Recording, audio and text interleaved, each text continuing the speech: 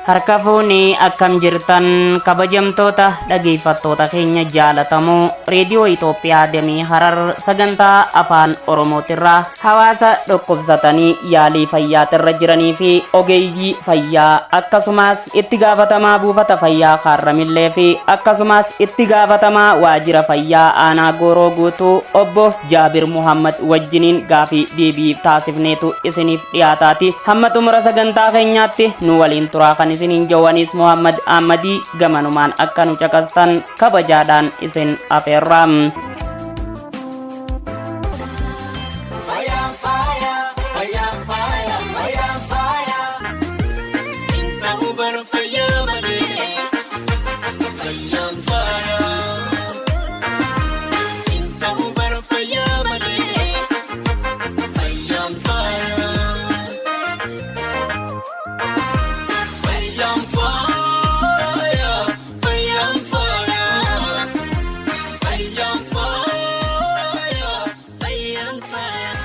Duraan dursee maqaa keessan guutuu fi gahee hojii keessanii nuuf ibsaadha.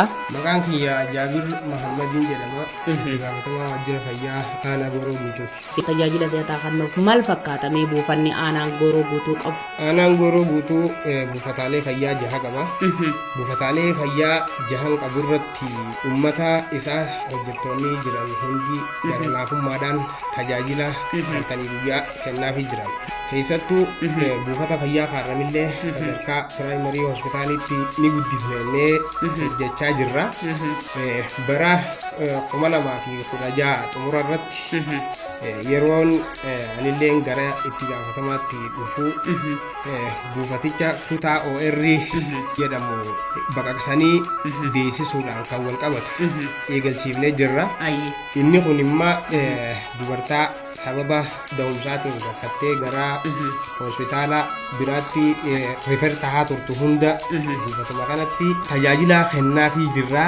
Isa kanammoo cimsinee kan itti fufnu ta'a biiroo fayyaatii fi biiroo fayyaa Oromiyaatii fi godina Harargee Bahaa wajjin ta'uun hirmaannaa waajjirri bulchiinsaa aanaa Gooroo Guutuu godhaa jiruunis sadarkaa kana irra geenyee jirra jechuudha. Gaariidha. Mee hawaasni keenya ashuraansii fayyaatiif fayyadamee ashuraansii fayyaatiin of tajaajiluu irratti maal fakkaatamme? Inshuraansii fayyaatiin wal qabatee hawaasni keenya akka aanaa keenyaatti ispeeshaalii godinni Harargee Bahaa sadarkaa Oromiyaattii fi akka biyyattiitti ni beekama.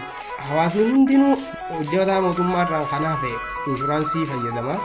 Dura kafalateeti akka nama maallaqa kafaladheetiin jiraa dhaqeetiin wallaa nama beeka. Osoonii fi dhibbeen takka irra hin geenye. Inshuraansii irratti haqaltiin beekan uummanni. Kafalaan dhufnaan ni kafalanii. Hoggaa dhukkubees dhufee ittiin wallaa nama haala gaariin tajaajila itti argachuu jirra. Tokko inumaa ni itti haftee haje'ee dhufee nu himuu jira ka bilbilee.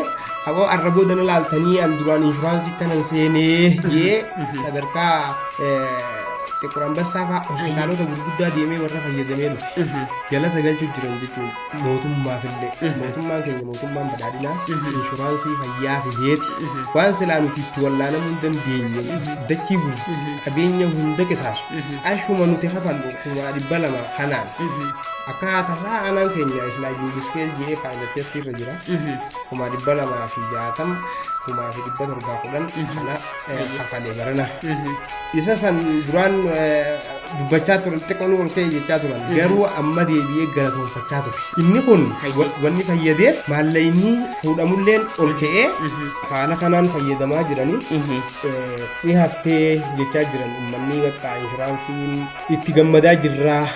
Buufanni fayyaa manni keenya itti fayyadamuu irratti maal fakkaatame? Fayyadamni hawaasni keenya fayyadamu jiru yeroo ammaan tana haalaan bal'aadha. Duraaniitiin gargar. Amma maqaan illee buufata yoo ta'e tajaajiloota hospitaala kennaman hospitaala jalqabaatti kennaman irra guddaa kan nutti jira. Tokko kan sababa hanqina meeshaatii fi kanaaf ta'uu fi ammas hin ayyamamne tokko malee guutuu kennamaa jiran. Maayinar sarjariin qajeeloo dalagamu jira. Uummanni kanaaf duraan noolii baaseeti laffa'aa ture. Kutaa dabalataa kaduraan akka lafa taa'u isa kana tolchine bakka ciisichaa goonee maayinal sarjariin gidee dalagame achi keessatti boqotanii kun beekigaa hada kutaa da'umsaa kanaan alatti kaan warri asitti dahaa jiru immoo nuti gumaata dhufuu qabnaa asitti jedhanii haawwanii fi dhiirtilleen mootummaa badhaadhinaa jedhanii faaruudhaan hedduu takka galatoonfachuu jiran mootummaallee jechuudha. Nuti illee dhukkubsattoota achi keessatti haasofsiifne raawwanni dhageenye fageenya yeroo tan duraa hospitaala akka Dadar Calanqotti deemnu sangaa hooggansi jijjiiramaa asitti nuu fidee namillee baay'ee nu fayyadaa jira jaanii mee isinoo kanarratti akkam jettan?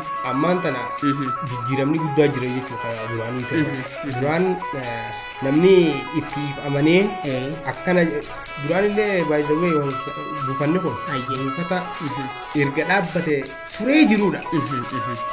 Akka caasaa humna namaatillee buufata abuufa isaa tokko jechuudha. Ammaan tanatti waan silaa hospitaala barbaachisu guutuu bunnee jirra waan ta'eef xiqqeeshuu malee xiqqeeshumaan nuuf gara piraayimarii hospitaaliitti guddisuuf fedhii qabna. Tajaajiltummaan nuti uummata tajaajilu hedduu guddatee jira. Namni nu biratti tajaajilamus heddummaatee jira. Nutilleen rabbiin waa laaffisu. Mee gara hooggansaa aanaa Gooroo Guutuutiin haa ta'u akkasumas waajjira fayyaa godina Harargee Bahaatiin haa ta'u buufanni fayyaa akkan ol guddisaa jirtan kana mee deeggarsi isaan isiniif taasisaa jiran maal fakkaatame? Waajjirri bulchiinsaa aanaa Gooroo Guutuutis gahee guddaa shoora guddaa qabata. Waajjirri fayyaa bulchiinsaa wajji ta'uudhaan bulchaa aanaatii hojii ta'uudhaan hojjeta malee wanni hojjetu hin jiru. Galata guddaatu malaaf waajjira bulchiinsaa aanaa Gooroo Guutuutii fi akkasumatti koommitmentii bulchaa bulchiinsaa aanaa Gooroo Guutuu obbo Riyaad Muhammad fi Horee Qindeessaa aanaa hedduun dinqisiifama. Maaliif jennaan waan karaa faayidaa ummataatiin dhufu hedduu akka xiyyeeffannaa kennanii fi ummata kana eegisaan fayyaduu dandeenyaa haja'u waliin mari'annee hojii kana galmaan gahuu dandeenyaa jechuudha. Dandeenyee kaanillee akkasumatti karoora ka waliin itti qabanne hedduu jira. Karaa fayyaatiin waan barbaachisu faarmaasii hawaasaatiin keellaa fayyaa dhaloota lammaffaatiin ummata keenya tajaajiluu qabnaa jennee ka wajjin mari'anne hedduudha. Karaa waajjira fayyaa godina Harargee Bahaatiin immoo keellaa fayyaa dhaloota lammaffaatiis deeggarsa hedduu nu godhanii jiran meeshaan wal qabatee isa kana aanaan illee baajata itti nuu qabee jira. Ogeessallee itti ramannee jira. Tajaajila irratti eegallee jira. Akkasumatti immas buufaticha harramillee kanarratti illee caasaa humna namaatiif baajata nuu qabanii jiran. Qorichaafillee baajata nuu qabanii jiran. Waajjira bulchiinsaa aanaatiin baananii waajjirri fayyaa godinaa immoo deeggarsa meeshaalee nuu laasisuu fi yaadaan kallattii irra deemuu qaba. Ispeeshaalii meeshaa waajjira fayyaa godinaatiin hojjetamuudhaan naannoorraa meeshaa hedduu altiraasaawundiidhaan meeshaa OR kanaaf barbaachisu hedduu akka argannu nu deeggaranii jiran waajjirri fayyaa godina Harargee Bahaa galata guddaa qaba jechuudha. Akka dhaamsaatitti karaa miidiyaa kanaatiin warra isin dhageeffataniif hawaasa keenya bal'aadhaaf ergaa qabdan dhaammadha. Ergaan ani qabu uummata aanaa Gooroo Guutuu buufata fayyaa Harramillee amma gara guddattuu hospitaala jalqabaatti jijjiiruudhaaf deemna. Kanaaf isinillee kana hubattanii dhuftanii akka irraa fayyadamtan deeggarsa barbaachisullee yaadaanillee wal deeggaruu waan barbaachisu isinillee dhuftanii akka irraa fayyadamtan kan jedhu dhaamsaan dabarsaaf. Inni biraa immoo hawaasumaa aanaa Gooroo Guutuu hundaaf dhaamsiin an dabarsu fayyaan fayyaa teenya haa eeggannu. Dhukkuba daddarbaa kanneen akka busaa fi daranyoo sombaa wal qabatee busaa ittisuu irratti mana keessatti haguugara kennameef akka uffatan bishaan naannawa isaanii haroon teessuu jiraatte walirraasuudhaan akka sososoosanii kaan mukafaa keessa baasanii wal hormaata isii kana dhabamsiisan yeroo buseen weerara irra namaan jirtu waan ta'eef dhaamsa kanaan dhaamuu barbaada.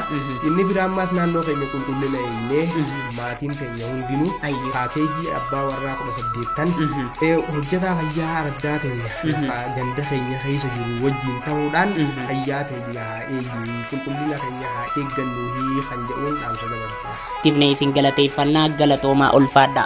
Akkasumatti ETV'n dameen Harar biiroo waajjira fayyaa aanaa Gooroo guutuu dhufee akkasumas buufataalee fayyaa aanaa kanaatillee gabbu'ee hawaasallee dubbisee sadarkaa waajjiraatillee dhufee yaada kana fuudhuudhaaf isinillee hedduu galatoomaa jechuun barbaada.